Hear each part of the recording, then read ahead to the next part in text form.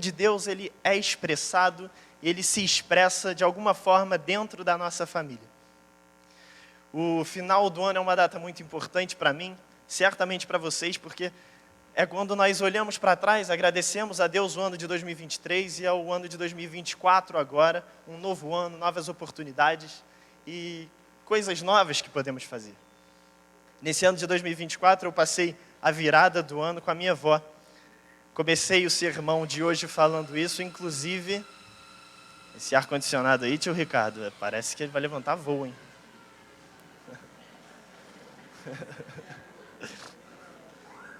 O final de ano é um ano... até me perdi.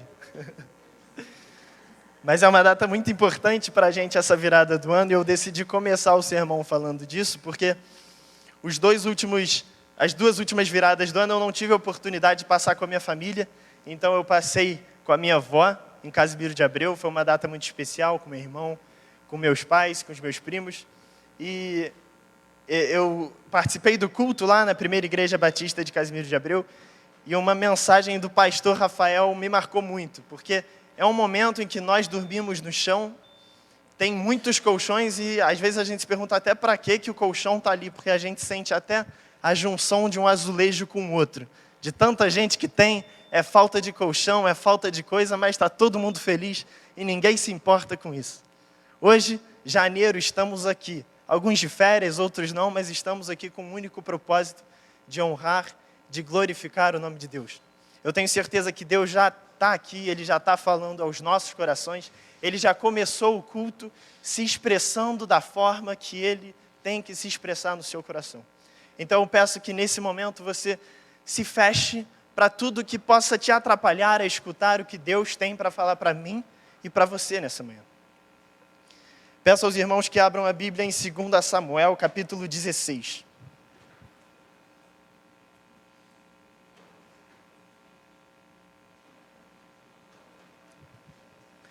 Segundo Samuel, capítulo 16. A gente vai escutar uma história que talvez poucos sermões são baseados nessa perícope da Bíblia. Leremos do versículo 5 até o versículo 14. 2 Samuel 16, do versículo 5 ao versículo 14.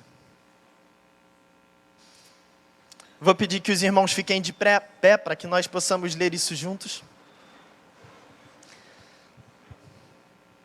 2 Samuel 16, versículo 5, diz assim o Senhor.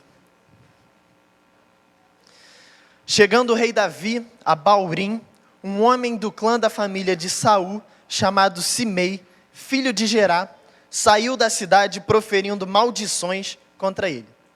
Ele atirava pedras em Davi e em todos os conselheiros do rei, embora todo o exército e a guarda de elite estivessem à direita e à esquerda de Davi. Enquanto amaldiçoava, Simei dizia: saia daqui, assassino, bandido.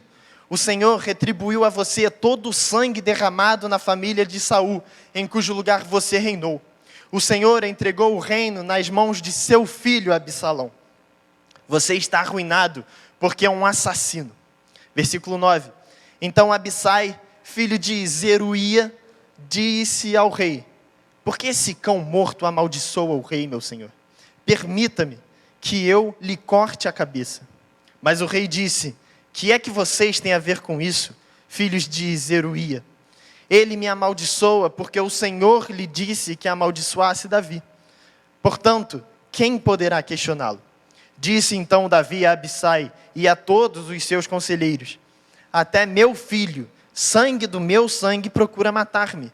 Quanto mais esse benjamita, deixem-no em paz. Que amaldiçoe, pois foi o Senhor que mandou fazer isso.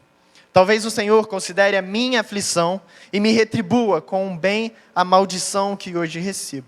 Assim Davi e seus soldados prosseguiram pela estrada enquanto Simei ia pela encosta do monte, do lado oposto, amaldiçoando e jogando pedras e terra. O rei e todo o povo que estava com ele chegaram exaustos a seu destino e lá descansaram. Senhor Deus, obrigado por essa oportunidade que temos de abrir a Tua palavra. Obrigado pela essa oportunidade que temos de poder estar presente na tua casa hoje, juntamente com o Senhor. Prestamos um culto a Ti, porque entendemos que só Tu é capaz de nos dar a vida eterna. Só o Senhor é digno de todo louvor, toda honra e toda glória. Que nesse momento, Pai, a Tua palavra seja escutada, seja ouvida, e apenas a Tua palavra seja proferida. Abençoe a vida de todos os que estão aqui, que estão em casa assistindo pelas redes sociais, e que o Senhor possa falar para todos os corações que escutam essa mensagem. Em nome de Jesus. Amém. Os irmãos podem sentar. 2 Samuel 16, então, o contexto bíblico que esse texto que eu acabei de ler se passa, é Davi assumindo o seu reinado. Ele começa a ter algumas dificuldades de um rei. Davi, para os irmãos que não conhecem a história, ele, em algum momento, ele tem o reino um pouco dividido, o povo dividido entre escolher ele como rei ou Saul. Depois que Saul morre, depois que Saul de fato perde a sua posição de líder, Davi então assume essa posição de líder e vira o rei de Israel. Após esse momento então que Davi agora é o rei de Israel, com essa posição, algumas consequências aparecem. E a primeira delas é que a própria família de Saul, que teve esse embate, esse combate com Davi, começa a questionar o reinado de Davi. Bom, se eu sou da família de Saul, que era o antigo rei, eu não vou concordar com Davi assumindo. Então a família de Saul já tinha um certo problema com Davi sendo o rei de Israel. Davi precisou lidar com isso desde o início do seu reinado. Assim como qualquer outro rei precisa, em algum momento, lidar com as adversidades e com as forças que trabalham contra o reinado dar certo. E assim, Davi teve esse problema com a família de Saul. Mas esse problema existindo ou não, Davi se firma como rei. E como muitos conhecem essa história também, Davi, ele comete adultério. A famosa história que ele manda Urias, um general de guerra, à frente da batalha, e com isso Urias morre. Ele então pega a mulher de Urias, toma para si, faz um filho com essa mulher, e foi tudo puramente planejado para possuir aquela mulher que já era de Urias, ou que já estava com Urias. Após o adultério que Davi comete, então, Deus promete a Davi uma grande consequência em sua família. A filha de Davi é abusada por outro filho de Davi. Aminon abusa da filha de Davi, e então esse outro filho, Absalão, mata Aminon como uma forma de vingança, e está completamente um caos nesse momento. Davi, a casa de Davi, a família de Davi, após o pecado que ele cometeu, se encontra de uma forma completamente caótica. Os irmãos se matando, o filho de Davi querendo assumir o reino do pai. Absalão, após matar Aminon, ele quer dividir o reino, ele quer pegar o próprio reino do pai e virar o próximo rei de Israel. Absalão, filho do rei Davi, faz um grande motim dentro do próprio reino para tentar derrubar o rei Davi. No capítulo 16, então, Davi está exatamente nesse contexto, onde a família dele está completamente estragada, está completamente caótica, está enfrentando diversas dificuldades. Então Davi, quando vê o seu filho tentando tomar o trono, Davi ele se retira da cidade em que ele estava, Israel, e toma outro rumo, ele vai para outro lugar, quase como uma fuga. No capítulo 15, a partir do versículo 13, começa a descrever exatamente essa fuga de Davi. Davi estava num local, mas ele estava fugindo, porque o reino estava se dividindo, porque o filho dele estava conspirando contra o próprio reino do pai. Davi, então, ele começa essa caminhada e ele sai de onde ele estava com a sua comitiva, com guardas em volta dele, com carruagens e ele sai de onde estava para ir para outro lugar. Neste caminho, então, a gente entra no versículo 5 e é exatamente essa história que eu acabei de ler. Um homem da família de Saul, da tribo de Benjamim, que já tinha um rancor no coração guardado contra Davi, vê a comitiva de Davi se locomovendo e a primeira reação deste homem é falar mal de Davi, amaldiçoar Davi, ou talvez tentando traduzir para os nossos adolescentes e jovens, ele estava xingando Davi. Amaldiçoar e xingar como sinônimos. Esse homem estava querendo ferir Davi de alguma forma. Primeiro verbalmente, e depois o texto fala que ele começa a atacar pedras, areia, e amaldiçoar Davi de todas as formas que ele podia. O primeiro ponto, então, que eu gostaria de destacar nessa manhã, é a ira dos excluídos. A ira dos excluídos, que está exatamente expressa no início do texto, do versículo 5 ao versículo 7. Lerei de novo esses 3 versículos. Chegando o rei Davi a Baurim, um homem do clã da família de Saul, chamado Simei, filho de Gera, saiu da cidade proferindo maldições contra ele. Ele atirava pedras em Davi e em todos os conselheiros do rei.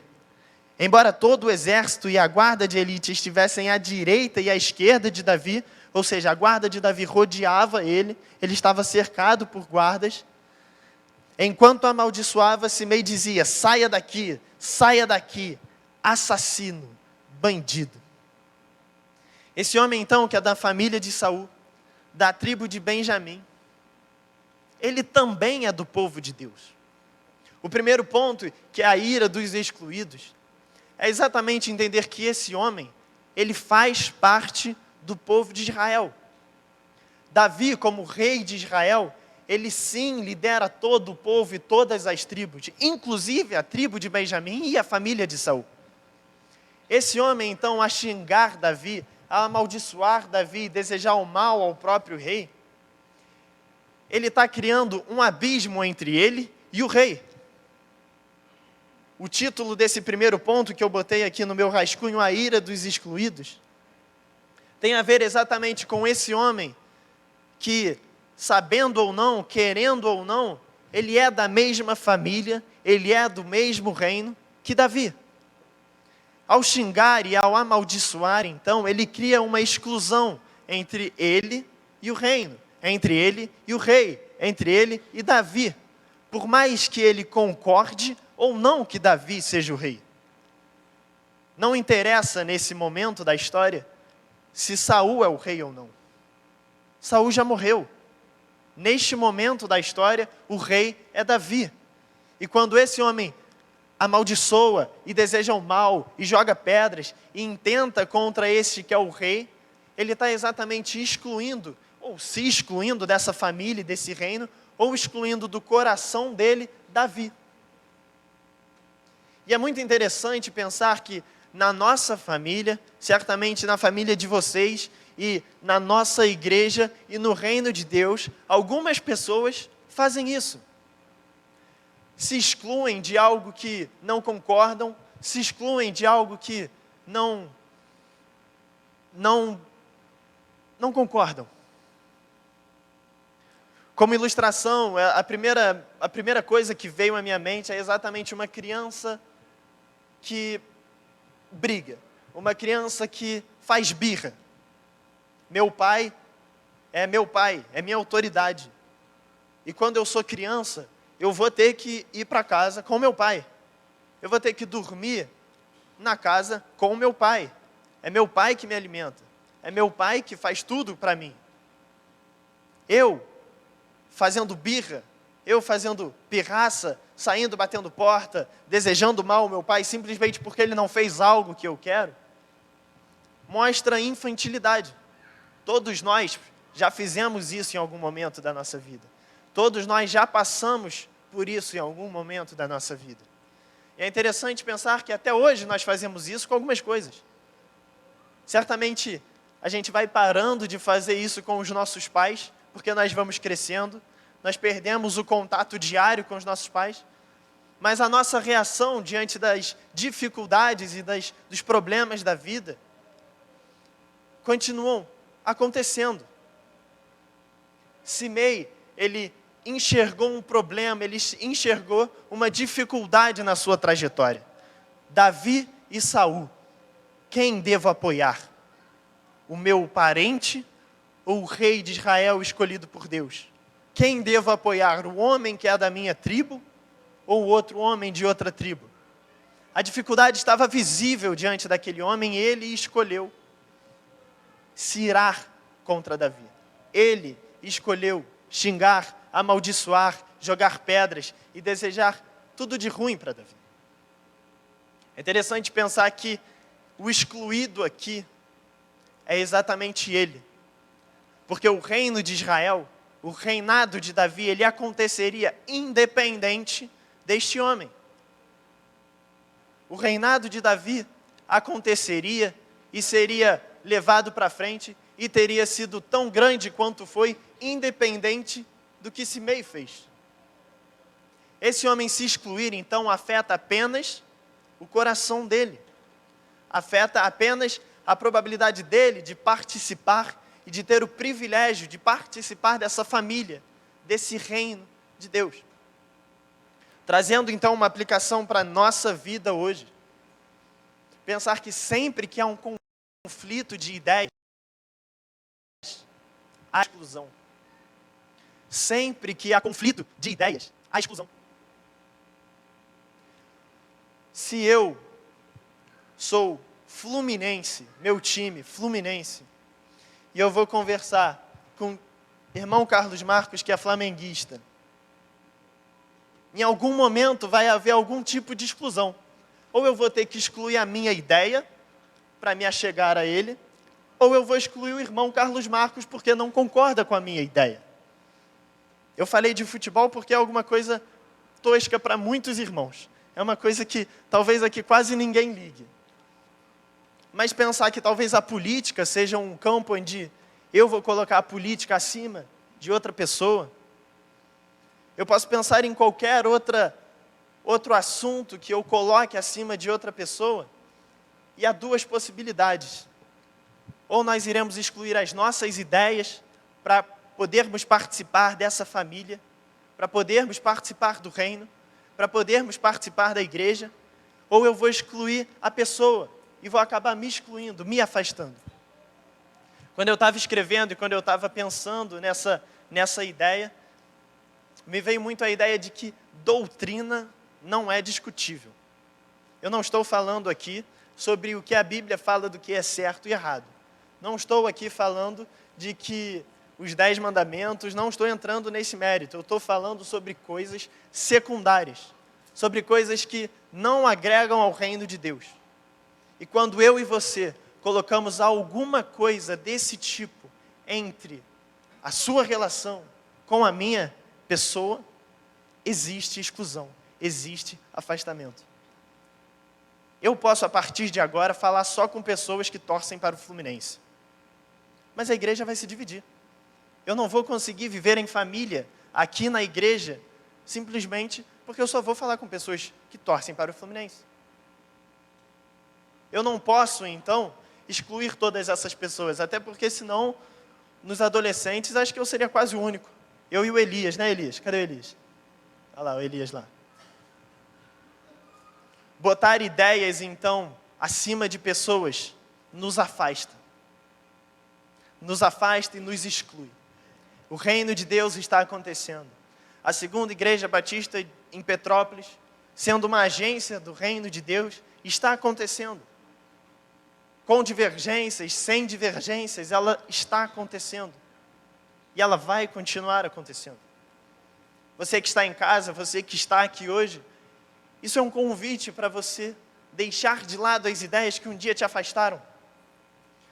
Para você deixar de lado o que o irmão veste, a cor que o irmão usa de camisa, o time do irmão, o lado político do irmão, e voltar a ser família.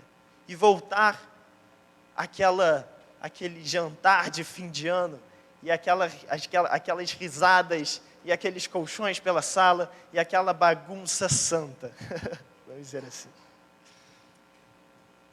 O segundo ponto que eu gostaria de destacar nessa noite, nessa manhã,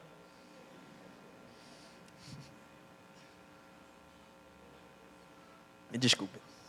Segundo ponto, então, que eu gostaria de destacar nessa manhã é que o método que Satanás e que o diabo usa para atacar você e a mim é a forma mais eficaz. A gente trabalha a ideia, e eu cresci escutando isso, que o diabo não vai aparecer na nossa frente com 2 chifres e com um garfão vermelho. Não. Satanás, quando ele atenta contra a nossa vida e quando ele atrapalha a nossa vida espiritual, a nossa vida relacional, ele atrapalha exatamente com aquilo que a gente acha que não está atrapalhando. Do versículo 8 ao versículo 11 diz assim, 2 Samuel 16, versículo 8, o Senhor retribuiu a você todo o sangue derramado na família de Saul, em cujo lugar você reinou. O Senhor entregou o reino nas mãos do seu filho Absalão. Você está arruinado, porque é um assassino. Então Abissai, filho de Jerua, disse ao rei, por que esse cão morto amaldiçoa o rei, meu senhor? Permita que eu lhe corte a cabeça. Mas o rei disse, que é que vocês têm a ver com isso? Filhos de Zeruia, ele me amaldiçoa porque o Senhor lhe disse que amaldiçoasse Davi. Portanto, quem poderá questioná-lo? Disse então Davi a Abissai e a todos os seus conselheiros, até meu filho, sangue do meu sangue, procura matar-me. Quanto mais esse benjamita, deixem-no em paz, que amaldiçoem, pois o Senhor que mandou fazer isso. O versículo 7 e 8 é quando Simei está proferindo palavras agressivas contra Davi. O versículo 7 e 8, Simei se dedica a falar mal, a xingar e a amaldiçoar Davi. Mas ele não xinga e ele não amaldiçoa Davi com qualquer palavra ou com qualquer insulto. É interessante pensar que o pecado de Davi, que há muito pouco tempo atrás foi cometido, é levantado por esse homem. Talvez o ponto fraco de Davi, na vida inteira de Davi, em que todos nós sabemos, é levantado por esse homem. Sabe, se esse homem falasse que Davi era baixinho, se esse homem falasse que Davi era fraco, talvez não atingiria o coração de Davi. Mas Satanás, ele sabe exatamente como atingir o seu e o meu coração. E ele usa as forças do mundo, e ele usa as suas próprias forças, para ser preciso e cirúrgico, quando ele usa uma palavra torta, quando ele usa um olhar torto de alguém, quando ele usa um time de futebol, quando ele usa qualquer coisa para te ferir, porque ele sabe que a sua fraqueza é a porta de entrada para ele fazer a festa, para ele fazer a festa na sua vida, nas suas relações e na tua espiritualidade, na minha espiritualidade. Todas as coisas que poderiam atingir Davi naquele momento estavam acontecendo. O filho de Davi estava tentando tomar o lugar dele. O próprio filho dele estava tentando tirar ele do reino.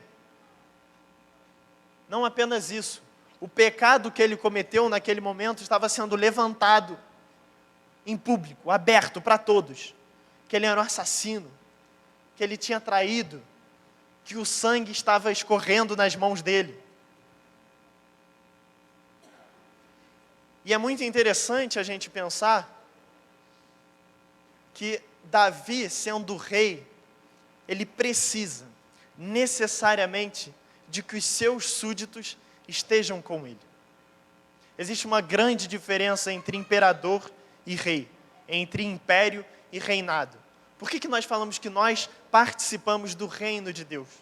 Porque Deus é um rei. Deus não é um imperador. Não sei se vocês já pensaram e já refletiram sobre isso, mas um imperador e um império têm um formato de governo completamente diferente. O imperador, ele busca dominar outras regiões. Ele busca, na base da força, fazer com que todos